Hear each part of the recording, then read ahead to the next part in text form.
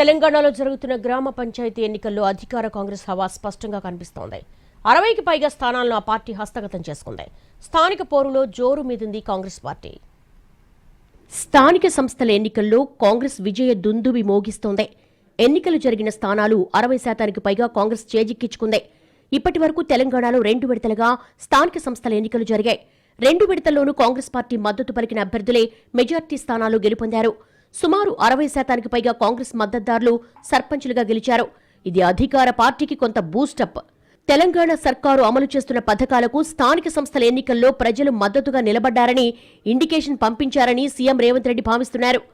ఇప్పటి వరకు జరిగిన 2 విడతల ఎన్నికల్లో కలిపి కాంగ్రెస్ పార్టీ 4864 సర్పంచ్ స్థానాలు గెలుచుకుంది. ఇక బీఆర్ఎస్ 2353 మంది సర్పంచులను గెలుచుకోగలిగింది.